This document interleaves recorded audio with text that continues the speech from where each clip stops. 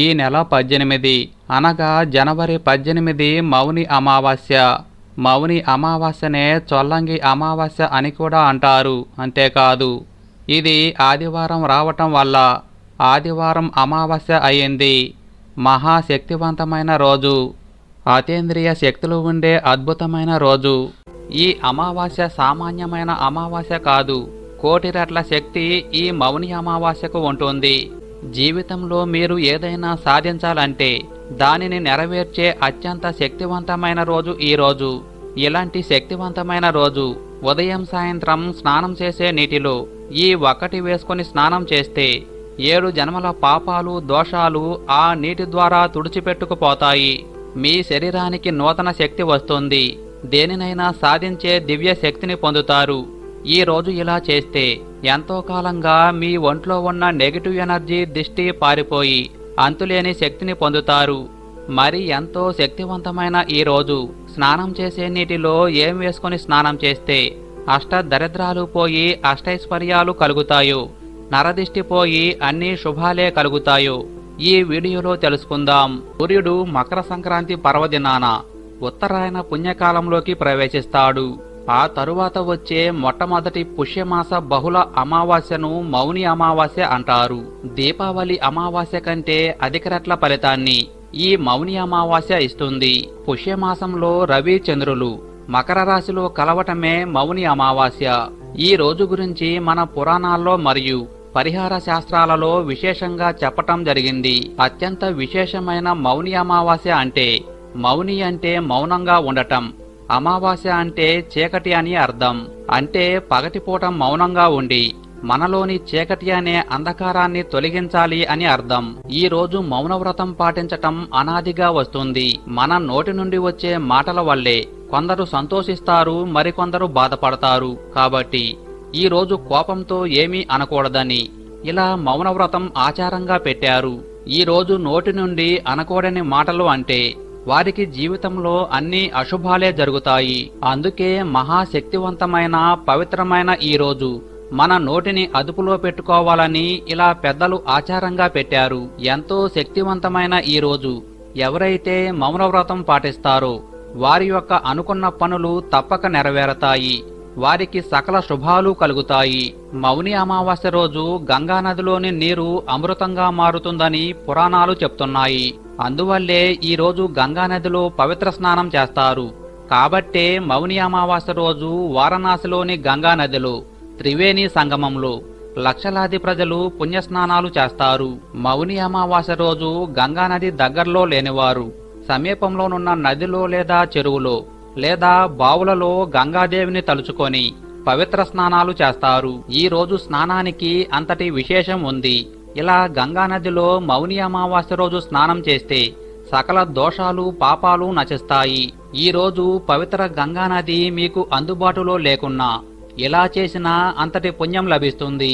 ఈ రోజు మీకు అందుబాటులో ఉన్న నీటితో స్నానం చేసే సమయంలో ఈ శ్లోకాన్ని మనస్సులో చదువుతూ స్నానం చేస్తే గంగానదిలో స్నానం చేసిన పుణ్యంతో పాటు అన్ని పుణ్యనదుల్లో స్నానం చేసిన ఫలితం కలుగుతుంది. ఆ శ్లోకం వచ్చి గంగేచ యమునే చైవ గోదావరి సరస్వతి నర్మదే సింధు కావేరీ జలేస్మిన్ సన్నిధిం కురు. ఇక ఈ రోజు మీరు ఉదయం సాయంత్రం స్నానం చేసే నీటిలో చిటికెడు గల్లుపు అంటే సముద్రపు కల్లుపును వేసుకుని స్నానం చేయాలి.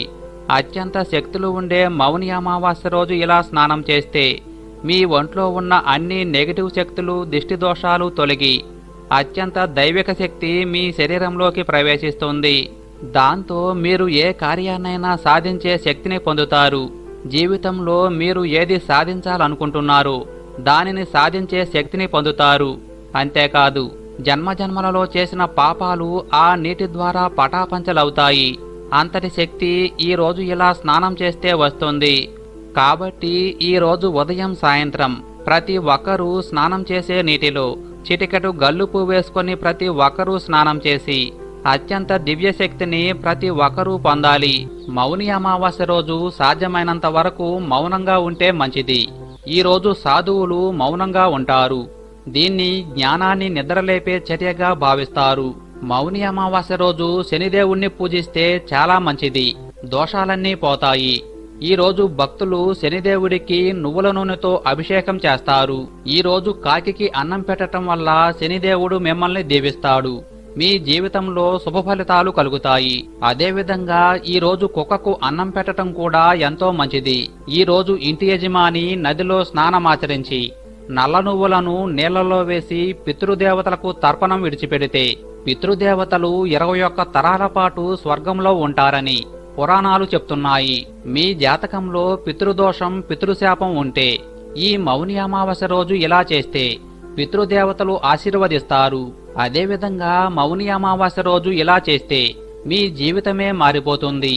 నీలం రంగు ఉన్న దారాన్ని మగవారు కుడి చేతికి, ఆడవారు ఎడం చేతికి కట్టుకొని మీకు దగ్గరలో ఉన్న శివాలయంలో 27 ప్రదక్షిణలు చేసి ధ్వజస్తంభం దగ్గర దీపం పెడితే వారికి జీవితంలో అదృష్టం పడుతుంది. వారు పట్టిందల్లా బంగారంగా మారుతుంది. వారు పడిన కష్టాలన్నీ పోయి అంతా మంచి జరుగుతుందని పరిహార శాస్త్రంలో వివరించటం జరిగింది.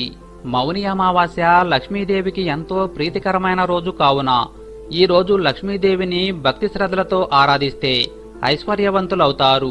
ఆర్థిక ఇబ్బందులు పోతాయి. సకల శుభాలు కలిగేలా లక్ష్మీదేవి దీవిస్తుంది.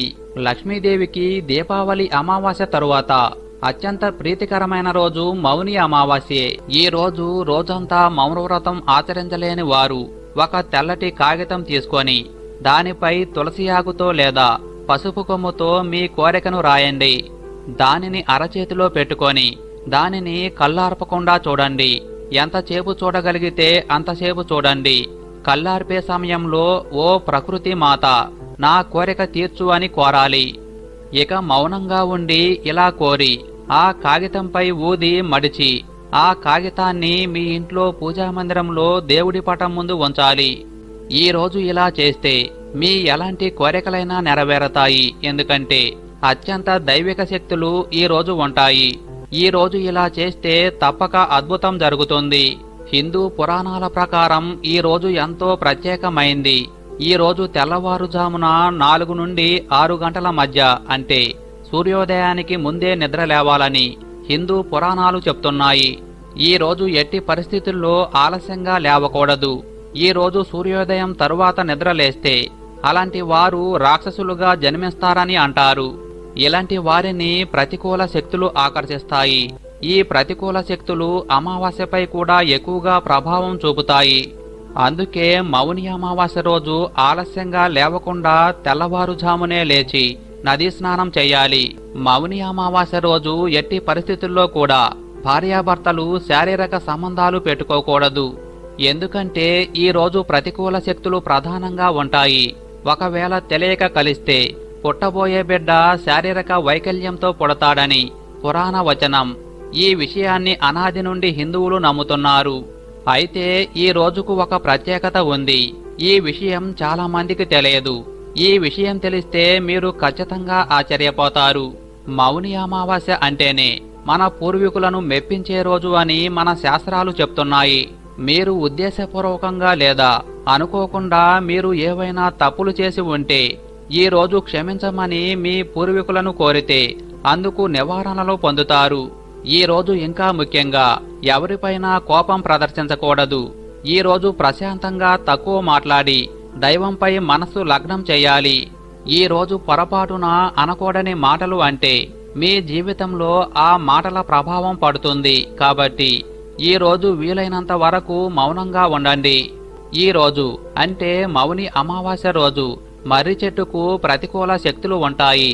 అందుకే ఈ రోజున ఆ చెట్ల వద్దకు వెళ్ళకూడదని మన పెద్దలు చెప్తుంటారు. ఇక మౌని అమావాస్య లేదా చొల్లంగి అమావాస్య శుక్రవారం రావటం వల్ల ఈ రోజు మీరు పొరపాటున కూడా మాంసాహారం తినకూడదు. అంటే మాంసం కూరను ఇంట్లో ఆడవాళ్లు వండకూడదు, తినకూడదు. అలా తెలియక తింటే ఆ ఇంటికి మొత్తం దరిద్రమే కలుగుతుంది. ఆ ఇంట్లో కష్టాలు మొదలవుతాయని మన పెద్దలు చెప్తున్నారు. ఈ రోజు మాంసాహారమే కాదు, మసాలాతో చేసే ఏ కూరనైనా తినకూడదు. ఈ రోజు కేవలం సాత్విక ఆహారం మాత్రమే తినాలి. అది కూడా రాత్రి సమయంలో మాత్రం అస్సలు అన్నం తినకూడదు. అల్పాహారం మాత్రమే తినాలి. కాబట్టి శక్తివంతమైన చొల్లంగి అమావాస్య రోజు మీరు పొరపాటును కూడా మాంసం కూరను అసలు తినకూడదు. ఇక అత్యంత శక్తివంతమైన ఈ రోజు గోమాతకు ఏం తినిపిస్తే అష్టదరిద్రాలు పోయి అష్టైశ్వర్యాలు కలుగుతాయో తెలుసుకుందాం. ఈ రోజు గోవును దర్శించి 5 ప్రదక్షిణలు చేయటం చాలా మంచిది. ఇక గోమాతకు ఏం తినిపిస్తే ఎటువంటి అద్భుత ఫలితాలు కలుగుతాయో ఇప్పుడు తెలుసుకుందాం. చాలా మందికి నరఘోష తగులుతుంది. నరఘోష నివారణ అవ్వాలంటే గోవుకు బంగాళాదుంపలు తినిపించాలి. ఇక విద్యాభివృద్ధి కలగాలంటే గోమాతకు నానబెట్టిన పొట్టు పెసరపప్పును ఆహారంగా పెట్టాలి. ఇక కోర్టు వ్యవహారాల్లో జయం కలగాలంటే గోమాతకు తోటకూర బెల్లం కలిపి తినిపించాలి. కుటుంబంలో కలహాలు పోయి అందరూ సంతోషంగా ఉండాలంటే గోమాతకు నానబెట్టిన పచ్చిశనగపప్పును ఆహారంగా పెట్టాలి. ఇక మంచి ఆరోగ్యం కలగాలంటే గోమాతకు నానబెట్టిన మినప్పప్పును ఆహారంగా పెట్టాలి. అలానే మొండి బాకీలు వసూలు కావాలంటే గోమాతకు నానబెట్టిన కందిపప్పును ఆహారంగా పెట్టాలి. ఇక మంచి ఉద్యోగం రావాలంటే గోమాతకు గోధుమ పిండి బెల్లం తినిపించాలి. అఖండ ఐశ్వర్యప్రాప్తి కలగాలంటే గోమాతకు మినపపిండి బెల్లం తినిపించాలి. తెలివితేటలు పెరగాలంటే ఇంట్లో దరిద్రం పారిపోవాలంటే గోమాతకు తోటకూర బెల్లం తినిపించాలి. ఇక మానసిక ప్రశాంతత కోసం గోమాతకు దొండకాయలను ఆహారంగా తినిపించాలి. మనోధైర్యం కలగాలంటే గోమాతకు బెండకాయలు ఆహారంగా తినిపించాలి. ఇక ఎవరైతే ఉన్నత పదవి కావాలనుకుంటారో అలాంటి వారు గోమాతకు అరటి పండ్లను ఆహారంగా పెట్టాలి. సంతాన ప్రాప్తి కలగాలంటే గోవుకు వంకాయలు ఆహారంగా పెట్టాలి. వివాహం త్వరగా అవ్వాలంటే గోమాతకు టమాటాలను ఆహారంగా తినిపించాలి. అలానే శత్రు నివారణ కలగాలంటే గోమాతకు దోసకాయలు ఆహారంగా తినిపించాలి. ఐశ్వర్య ప్రాప్తి కలగాలంటే గోవుకు బీట్రూట్ లేదా పాలకూరను తినిపించాలి. మీరు చేసే వ్యాపారంలో అభివృద్ధి కలగాలంటే గోమాతకు క్యారెట్లు తినిపించాలి. ఇక ఆత్మవిశ్వాసం కోసం గోమాతకు నానబెట్టిన మినుములు తినిపించాలి. ఇక చాలా మందికి కోపం అధికంగా ఉంటుంది. కోపం తగ్గాలంటే గోమాతకు నానబెట్టిన కందులు ఆహారంగా తినిపించాలి. అలానే ధనాభివృద్ధి కోసం గోవుకు నానబెట్టిన బొబ్బర్లను ఆహారంగా తినిపించాలి. అలానే మీరు చేసే ఉద్యోగం పర్మనెంట్ కావాలంటే గోమాతకు నానబెట్టిన ఉలవలను ఆహారంగా తినిపించాలి. కాబట్టి గోమాత విశిష్టతను విన్నా చదివినా చెప్పినా జన్మజన్మల పాపాలు పోయి కోటి జన్మల పుణ్యం కలుగుతుంది. ఈ చొల్లంగి అమావాస్య చాలా శక్తివంతమైన విశేషమైన రోజు. మనకు విష్ణు సహస్రనామాలలో ఉండే ఒక నామాన్ని నిరూపించటానికి విష్ణుమూర్తి భూమి మీద వైద్య వీరరాఘవ స్వామి అనే రూపంతో అవతరించిన అద్భుతమైన దినం ఆ రోజు. అలాగే ఆ రోజుకు ఉన్న ప్రత్యేక శక్తి ఏంటంటే రోగహరణ శక్తి. మనలో ఎవరికైనా రోగాలు ఏడిపిస్తుంటే ఆ రోజు ఆ వీరరాఘవ స్వామిని ఒక 3 పనులతో ఆరాధించగలిగితే ఆ రోగాలన్నీ మాయమైపోతాయి. ఆ రోజుకు అంతటి శక్తి ఉంటుంది. ఈ రోజు మనం ఆచరించవలసిన ఆ 3 పద్ధతులు ఏంటి? అసలు వైద్య వీరరాఘవ స్వామి ఎవరు? ఆ క్షేత్రం ఎక్కడ ఉంది? ఆ విషయాలన్నీ తెలుసుకుందాం. మొట్టమొదట ఈ రోజు స్వామివారిని ఆరాధించటానికి 3 మార్గాలు ఉన్నాయి. అవి చేసే ముందు మీరు వైద్య వీరరాఘవ స్వామి ఫోటోను తెచ్చుకోవాలి. లేదా నెట్లో డౌన్లోడ్ చేసుకొని ప్రింట్ తీసుకొని పెట్టుకోవాలి. ఇలా చేశాక ఈ విధంగా ఆరాధించాలి.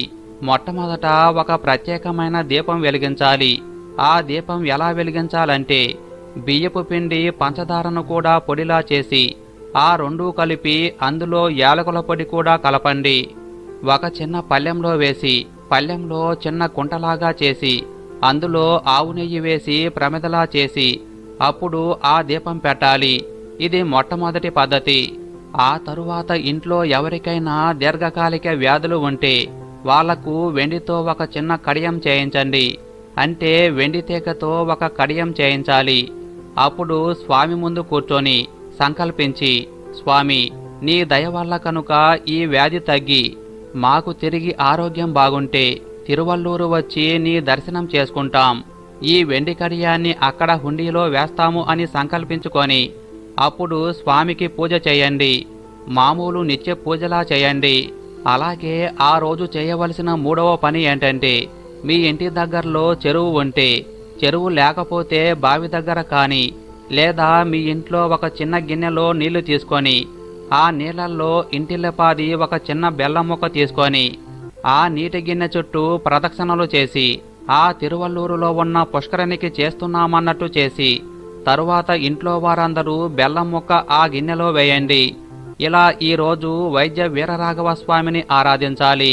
ఆ తరువాత పూజంతా అయిపోయాక దీపం కొండెక్కాక ఆ ప్రసాదం అంతటినీ కలిపి, అంటే బియ్యం పిండి, పంచదార, యాలకుల పొడితో కూడిన దాన్ని నెయ్యితో చిన్న చిన్న ఉండలుగా చేసి ఇంట్లో అందరూ తినండి. తరువాత వ్యాధి తగ్గిపోయాక తిరువల్లూరు వెళ్ళి తప్పకుండా హుండీలో ఆ వెండి కడియం వేసి స్వామిని దర్శనం చేసుకోండి.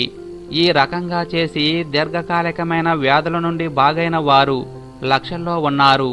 అంతటి శక్తివంతమైన విష్ణుమూర్తి స్వరూపం ఈ వైద్య వీరరాఘవ స్వామి అవతారం. ఈ తిరువల్లూరు చెన్నైకి దగ్గరగా ఒక 40 కిలోమీటర్ల దూరంలో ఉంది. మనకు 108 దివ్య దేశాలు ఉన్నాయి. ఆ 108 దివ్య దేశాల్లో తిరువల్లూరు ఒక దివ్య దేశం.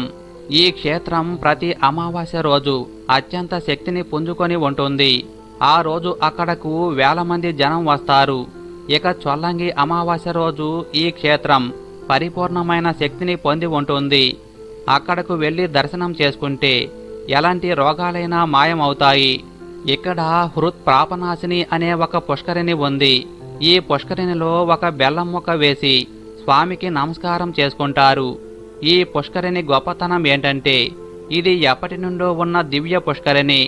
దక్షయజ్ఞం కథలో పరమేశ్వరుడు వీరభద్రుని స్వరూపంలో వచ్చి దక్షుణ్ణి సంహరిస్తాడు. ఆ తరువాత స్వామి చింతాక్రాంతుడు అయ్యాడు. ఎందుకంటే దక్షుడు బ్రహ్మమానస పుత్రుడు. బ్రహ్మహత్య దోషం ఉంటుంది. తరువాత స్వామి బాధపడుతూ ఉంటే అప్పుడు ఆకాశం నుండి ఇలా వినిపిస్తుంది, మీరు హృత్పాపనాశినికి వెళ్ళి స్నానం చేయండి, మీరు ఊరట చెందుతారు అని పలుకుతుంది. అప్పుడు పరమేశ్వరుడు వీరభద్రుని స్వరూపంలో వచ్చి స్నానం చేసిన అపురూపమైన సరస్సు ఇది. ఈ ఆలయంలో తూర్పు వైపు వీరభద్రుని ఆలయం ఉంటుంది. ఆ మహాశివుడు వీరభద్రుని స్వరూపంలో అక్కడకు వచ్చి స్నానం చేశాక ఆయన చింతలన్నీ తీరిపోతాయి. అలాగే మానసికమైన వ్యాధులు ఉన్నా, శారీరకమైన వ్యాధులు ఉన్నా అక్కడకు వెళ్ళి స్నానం చేస్తే తప్పక అన్ని వ్యాధులు తగ్గుతాయి.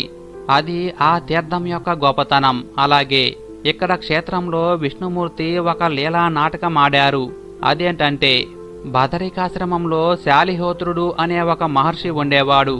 ఆయన విష్ణుమూర్తి అంశతో జన్మించారు. ఆయన ఒకసారి దక్షిణ భారతదేశానికి యాత్రకు వచ్చారు. అప్పుడు ఆ హృత్పాపనాశినిలో స్నానం చేశాక ఇక్కడ ఎంత మనోహరంగా ఉంది. ఇక్కడ ఉపవాస దీక్ష చేసి 1 సంవత్సరం పాటు తపస్సు చేద్దామని నిర్ణయించుకున్నాడు. ఆ రోజు ఆ దీక్ష పట్టి కూర్చొని సంవత్సరం పాటు నిరాహారంగా తపస్సు చేశారు. చేశాక ఆ తపస్సు అయిపోయిన తరువాత ఆ రోజు పారణ చేసి దీక్ష విరమిద్దామనుకొని కొంచెం ఆహారం తెచ్చుకున్నారు. సరిగ్గా ఆయన తినే సమయానికి ఒక వృద్ధుడు వచ్చి, నాయనా, ఆకలి మండిపోతుంది, ఆ ఆహారం నాకు ఇవ్వవా అని అడుగుతాడు. వచ్చింది విష్ణు స్వరూపంగా భావించి ఆ ఆహారం ఇచ్చేశాడు.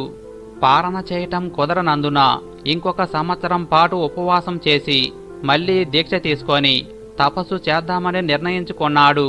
అలా 1 సంవత్సరం మళ్ళీ తపస్సు చేస్తాడు. అంతా అయ్యాక మళ్ళీ పారణ కోసం ఆహారం తెచ్చుకునే సమయానికి మళ్ళీ ఆ వృద్ధుడే తిరిగి వచ్చాడు. నాయనా, నాకు బాగా ఆకలిగా ఉంది, నీ దగ్గర ఆహారం ఇస్తావా అని అడుగుతాడు. దానికి అతను సరే స్వామి, స్వీకరించండి అని ఆహారమంతా ఇచ్చేశాడు. అప్పుడు స్వామి సంతోషించి, నాయనా, నీ కోరిక ఏంటి, ఎందుకు తపస్సు చేస్తున్నావన్నాడు. నాకు ఏం కోరిక లేదు స్వామి, లోక కళ్యాణం కోసమని చెప్పాడు. అప్పుడు విష్ణుమూర్తి ఆయన ఆశ్రమంలో వెలిశారు. పనుకొని ఉన్న వైద్య వీరరాఘవ స్వామిగా ఆ ఆలయంలో వెలిశారు. అదే ప్రస్తుతం వైద్య వీరరాఘవ స్వామి ఆలయం. అలాగే ఆ ప్రాంతాన్ని ధర్మసేన మహారాజు అనే రాజు పరిపాలిస్తూ ఉన్నాడు. ఆయనకు వసుమతి అనే కూతురు ఉంది. ఆమె మహా సౌందర్యవతి. ఒకసారి చెలికత్తెలతో ఆ దేవాలయం పుష్కరిణి దగ్గరకు వచ్చినప్పుడు అక్కడ ఒక రాజకుమారుడు కనిపిస్తాడు. ఆయన కూడా మహా సౌందర్యంతో ఉంటాడు. ఇద్దరూ ఒకరిని చూసి ఒకరు ఇష్టపడ్డారు. ఆ రాజు మనమిద్దరం వివాహం చేసుకుందాంరా అంటాడు. ఆ యువరాణి ఇలా చెప్తుంది, మా నాన్నగారిని అడగండి, ఆయన ఒప్పుకుంటే చేసుకుంటాను అంటోంది. వెంటనే యువరాజు వాళ్ళ నాన్నగారి దగ్గరకు వెళ్ళి మీ అమ్మాయిని నాకు ఇచ్చి వివాహం చేస్తారా అని అడుగుతాడు. దానికి ఆ రాజు, నాయనా, నీ పేరు ఏమిటి, నీ గోత్రం ఏమిటి, నీ తల్లిదండ్రులు ఎవరు, నీవు ఎక్కడి నుండి వచ్చావు అని అడుగుతాడు. దానికి ఆయన, నా వివరాలన్నీ మీకు చెప్పలేను, కాని ఒక్కటి మాత్రం చెప్తున్నాను, మీ అమ్మాయిని నాకు ఇచ్చి వివాహం చేస్తే పువ్వుల్లో పెట్టి చూసుకుంటాను, లక్షల్లో జనం మీ అమ్మాయికి నీరాజనాలు అర్పించేలా చేస్తాను అన్నాడు. వచ్చింది ఆ నారాయణమూర్తే. ఆయన నిజం చెప్పకుండా అబద్ధం చెప్పకుండా ఆ విధంగా చెప్తాడు. అప్పుడు రాజుగారు సరేనని కూతుర్ని ఇచ్చి వివాహం చేస్తాడు. వివాహం అయ్యాక భార్య చెయ్యి తీసుకొని గర్భాలయంలోకి నడుచుకుంటూ వెళ్ళి ఆ విగ్రహం దగ్గరకు వెళ్ళగానే మాయమైపోతారు. అప్పుడు ఆ రాజుకు తెలుస్తుంది, అయ్యో, ఇంతకాలం నా కూతురుగా ఉంది మహాలక్ష్మ, నా కూతురు అనుకున్నాను, ఎంత తప్పు చేశాను అనుకుంటాడు. ఆ అమ్మవారే ఈ ఆలయంలో కనకవల్లి అనే పేరుతో వెలిశారు. అక్కడ ఉన్న ఉత్సవ విగ్రహాన్ని వసుమతి అని పిలుస్తారు. అది ఈ ఆలయం యొక్క గొప్పతనం. ఈ ఆలయంలో స్వామివారి విగ్రహం చూస్తే స్వామి కుడి చేతిని చాపి ఉంచుతారు. కింద ఉన్నది శాలిహోత్ర మహర్షి, అలాగే ఎడం చెయ్యి చిన్ముద్ర చూపిస్తూ ఉంటారు. అంటే ఆరోగ్యం నుండి ఆత్మజ్ఞానం వరకు ఏదైనా ఇచ్చే దివ్య స్వరూపం ఈ వైద్య వీరరాఘవ స్వామి అని అర్థం. ఇక్కడ ఈ చొల్లంగి అమావాస్య రోజు అత్యంత శక్తి ఈ ఆలయంలో ఉంటుంది. ఈ రోజు చెప్పిన విధంగా చేస్తే ఎలాంటి వ్యాధులైనా నయమై సకల శుభాలు కలుగుతాయి. ఈ రోజు ఈ మూడు కలిపి ధూపం వేసుకోవటం వల్ల మనకు అద్భుతమైన ఫలితాలు అనేవి రావటం మనం గమనించగలుగుతాము. అలాగే మనకంతా మంచి జరిగి మన ఇంట్లో దరిద్ర బాధలన్నీ కూడా వెళ్ళిపోయి మన కష్టాలన్నీ తీరిపోయి లక్ష్మీదేవి అమ్మవారు మనల్ని అనుగ్రహించటం అనేది జరుగుతుంది. కాబట్టి ఈ అద్భుతమైన రోజు ఈ ధూపం అనేది మీ ఇంట్లో వేసి చూడండి. ఈ మూడు కలిపి మీరు ధూపం వేసుకోవటం వల్ల దానివల్ల వచ్చే ఫలితాన్ని చూసి మీరు ఖచ్చితంగా ఆశ్చర్యపోతారు. అలానే మీ ఇంట్లో ఇక ధనానికి లోటు ఉండదు. చాలా మందిని మనం గమనిస్తుంటాం, అమావాస్య వచ్చిందంటే చాలా వరకు భయపడుతూ ఉంటారు. చాలా మందికి ఒక అపోహ ఉంటుంది, అమావాస్య తిథి వస్తే బయటకు వెళ్ళకూడదని, అలాగే కొన్ని పనులు చేయకూడదని అనుకుంటారు. కాకపోతే అమావాస్య అనేది చాలా వరకు చెడును తీసేసి మంచిని మన ఇంట్లోకి తెస్తుంది. ఆ రోజు మనకు ఉండే ఎలాంటి చెడునైనా తొలగిస్తుంది. ఎలాంటి దిష్టి దోషాలైనా సరే, నెగిటివ్ ఎనర్జీ కానీ, పెద్ద పెద్ద కష్టాలు కానీ, మనమంటే గెట్టని వారు మనపై చేసే చెడు ప్రయోగాలను అమావాస్య రోజు తీసివేసుకోవచ్చు. అలా చేయటం వల్ల మనకు అద్భుతమైన ఫలితాలు వస్తాయి. ప్రతి ఒక్కరూ కూడా ఇంటి పరంగా కానీ, శరీర పరంగా కానీ, మనకు ఉండే ఇబ్బందుల పరంగా కానీ చాలా బాధపడిపోతూ ఉంటారు. అంటే ఏదో జరుగుతుంది, మా ఇంట్లో అన్ని సమస్యలే, చాలా పరిహారాలు చేస్తాము, పరిహారాలు చేసినంతసేపు మా ఇల్లు బాగుంటుంది, తరువాత మళ్ళీ అన్ని సమస్యలే వస్తాయి, అసలు ఏం చేస్తే మా ఇల్లు బాగుంటుంది అని చాలామంది అడుగుతారు. అలాంటి వాళ్ళు ఇప్పుడు మనం చెప్పే విధంగా చేయండి. ఈ చిన్న పరిహారం చాలా అద్భుత ఫలితాన్ని తెచ్చిపెడుతుంది. మీ జీవితాన్ని మార్చేస్తుంది. మీ ఇంట్లో ఉండే కష్టాలన్నీ కూడా తొలగిస్తుంది. అంతేకాదు, ఈ తిథి వార నక్షత్రం చాలా అద్భుతంగా కలిసి వచ్చాయి. చాలా అద్భుతంగా ఉంటుంది. ఆ రోజున మనం ఏ పరిహారం చేసినా తప్పక సిద్ధిస్తుంది. అంతేకాదు, 100% ఫలితం వస్తుంది. అంటే ఒకరోజు ఈ మూడింటిని కలిపి ధూపం వేసుకోవటం వల్ల ఇంట్లో చాలా వరకు కూడా మంచి జరుగుతుంది. ఎందుకంటే ప్రస్తుతం ప్రతి ఒక్కరి ఇళ్లలో బాత్రూమ్స్ ఉంటాయి. మనం బయటంతా తిరిగి ఇంటికి వచ్చి ఇంట్లో కాళ్ళు కడుక్కుంటాము. ఇలా బయట నుండి మన ద్వారా ఇంట్లోకి నెగిటివ్ అనేది ప్రవేశిస్తుంది. సరాసరి ఇంట్లోకి వస్తున్నాం కాబట్టి అది మనం గమనించుకోలేము. అలానే మన ఇంటికి మంచి వాళ్ళు వస్తుంటారు, చెడ్డవాళ్ళు వస్తుంటారు. అలానే వారి వెంట తెచ్చే నెగిటివ్ కూడా మన ఇంట్లోకి ప్రవేశిస్తుంది. అలా ఉన్నప్పుడు కూడా ఇంట్లో విపరీతంగా సమస్యలు వస్తుంటాయి. కొంతమంది ఇంట్లోకి వచ్చి వెళ్ళాక మన ఇంట్లో కష్టాలు వచ్చాయని చాలామంది బాధపడటం మనం చూస్తుంటాం. అలా ఎందుకవుతుందంటే వారి ఒంట్లో ఏదైనా నెగిటివ్ ఉంటే అది మన ఇంట్లోనే ఆగిపోతుంది. పూర్వకాలంలో మన పూర్వీకులు బయటకు వెళ్ళి రాగానే కాళ్ళను కడుక్కొని ఇంట్లోకి వెళ్ళేవారు. ఇప్పటికీ కొన్ని గ్రామాల్లో ఇలా ఈ పరిహారాన్ని ఆచరిస్తూ ఉంటారు. మన పెద్దవారు కూడా ఇంట్లో ఇలా చేస్తుంటారు. ఎందుకంటే అలా చేసుకోవటం వల్ల మన ఇంట్లోకి చెడు రాదని, నెగటివ్ రాదని, మంచి జరుగుతుందని నమ్ముతారు. అలానే ఇంట్లోని చెడు మొత్తం వెళ్ళిపోతుందని ఇలా చేస్తారు. ముఖ్యంగా పూర్వకాలంలో మన పూర్వీకులు ఋషులు వారానికి ఒకసారి ఇంట్లో ధూపం వేసేవారు, లేదా 3 రోజులకు ఒకసారి ఇంట్లో ధూపం వేస్తారు. అలా వేసుకోవటం వల్ల నెగటివ్ ఎనర్జీ అనేది రాదని, ఏవైనా చెడు శక్తులు ఉంటే వెళ్ళిపోతాయని, ఇల్లు బాగుంటుందని, పిల్లలు మన మాట వింటారని, చక్కగా కలిసి వస్తుందని నమ్ముతుంటారు. అందుకే ఇంట్లో ఇలా ధూపం అనేది వేసుకుంటూ ఉంటారు. ఇలా చేయటం వల్ల మన ఇంట్లోకి ఎలాంటి దుష్టశక్తులు ప్రవేశించలేవు. ఏవైనా ప్రయోగాలు ఉన్నా సరే మన ఇంట్లో పనిచేయవు. అందుకే ధూపానికి అంత ప్రాధాన్యత ఉంటుంది. ధూపమే కదా అని చాలామంది చులకనగా చూస్తారు. ధూపం చాలా వరకు ఇంట్లో వేసుకోవటం వల్ల మన ఇంట్లోకి ఎలాంటి చెడు శక్తులు కానీ, అలాగే నకారాత్మక శక్తులు కానీ ఎలాంటివైనా సరే మన ఇంట్లోకి రాలేవు. ఒకవేళ మనం బయటకు వెళ్ళి అక్కడా ఇక్కడా తిరిగి వచ్చినప్పటికీ కూడా మనతో పాటు అవి మన ఇంట్లోకి ప్రవేశించలేవు. అంత బాగా ఈ యొక్క పరిహారం పనిచేస్తుంది. ముఖ్యంగా ఈ పరిహారానికి కావాల్సింది ఏంటంటే వేపాకును చక్కగా ఎండబెట్టి లేదా ఎండబెట్టిన పొడిని తీసుకోవాలి. ఆ వేపాకు అనేది మన ఇంట్లోకి అద్భుతాలను తెచ్చిపెడుతుంది, అద్భుతమైన ఫలితాలను కలగజేస్తుంది. ఇక రెండవది కర్పూరం లేదా కర్పూరం పొడి, ఇక మూడవది గుగ్గిలం. ఈ మూడింటిని మీరు తీసుకోవాలి. ఎండిన వేపాకులు, గుగ్గిలం, కర్పూరం ఈ మూడింటిని ఒక ధూపం వేసే మట్టి పాత్రలో తీసుకొని అందులో వేసి ముట్టించాలి. ఇలా ముట్టించగానే పొగ వస్తుంది. ఇలా పొగ వచ్చాక ఇంట్లో మూలమూలల్లో ధూపం వేయండి. ఇలా వేయటం వల్ల మన ఇంట్లో తెలియని దుష్టశక్తులు ఉంటే పారిపోతాయి. నెగిటివ్ ఎనర్జీ, నకారాత్మక శక్తులు అవి వెళ్ళిపోతాయి. చాలా వరకు ఇలా చేస్తే అద్భుత ఫలితాలు కూడా వస్తాయి. జీవితం అనేది మారిపోతుంది. మన ఇంట్లో పెద్ద పెద్ద సమస్యలు ఉంటే అవి కూడా తీరిపోతాయి. చీటికి మాటికి జబ్బు పడుతున్నా, పిల్లలు అనారోగ్యంతో ఉంటున్నా, ఎప్పుడూ జ్వరాలతో బాధపడుతున్నా, ఏదో ఒక సమస్య వస్తున్నా, విపరీతమైన సమస్యలను ఎదుర్కొనే వాళ్ళు వారంలో 2 సార్లు మీరు ఖచ్చితంగా ధూపం వేసుకోండి. ముఖ్యంగా విపరీతంగా కష్టాలను ఎదుర్కొనేవారు, చాలా వరకు కూడా సమస్యలు వస్తున్నాయని బాధపడేవారు, అలానే కాకుండా నెగటివ్ ఎనర్జీ మిమ్మల్ని చాలా ఇబ్బందులు పెడుతుందని బాధపడేవారు ఈ అమావాస్య తిథి రోజు సాయంత్రం 6 గంటలకు ఈ విధంగా ధూపం ఇంట్లో వేయండి.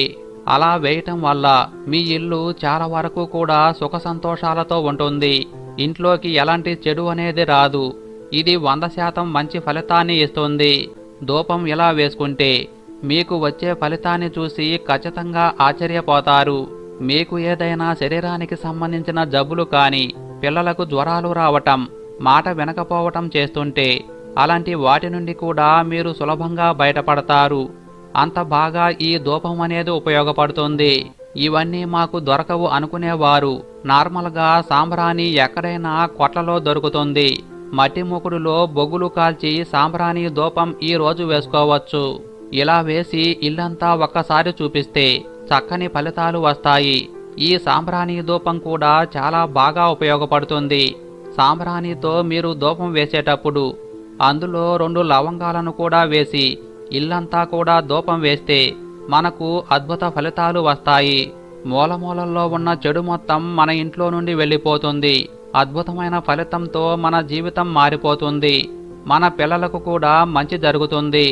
పిల్లలు చెడుదారుల్లో వెళ్లకుండా మన మాట వినటం, మన ఇంట్లో గొడవలు విపరీతంగా జరుగుతూ ఉంటే ఆ గొడవలు తగ్గుముఖం పట్టటం, చాలా వరకు కూడా మంచి జరగటం జరుగుతుంది. ఈ ధూపం వేసుకోగానే చాలా వరకు బరువు దిగిపోయింది అనిపించటం, అలాగే మనకు ఏదో మంచి జరుగుతుందనే సంకేతం రావటం, రాత్రి చక్కగా నిద్ర పట్టటం జరుగుతుంది. సాయంత్రం 6 గంటలకు వేయాలి. ఈ సమయంలోనే మన ఇంట్లోకి చెడు అనేది ప్రవేశిస్తుంది. ఆ సమయంలో మనం ఇలా ధూపం వేసుకుంటే ఏదైతే మన ఇంట్లోకి వస్తుందో దాన్ని అడ్డుకోగలుగుతాం, దాని నుండి మనల్ని రక్షించుకోగలుగుతాం. మనపై ఏదైనా చెడు ఉంటే పోవటానికి ఈ ధూపం అనేది అద్భుతంగా ఉపయోగపడుతుంది. ఇలా మీరు ధూపం వేసుకుంటే సకల శుభాలు కలుగుతాయి. ఇలా చేయటం వల్ల ఇంట్లో ఉన్న చెడు మొత్తం వెళ్ళిపోతుంది, జ్యేష్ఠాదేవి వెళ్ళిపోతుంది, దరిద్రం మొత్తం పారిపోతుంది, లక్ష్మీదేవి చక్కగా ఇంట్లోకి అడుగుపెడుతుంది, మీ ఇంట్లో సిరుల వర్షం కురిపిస్తుంది.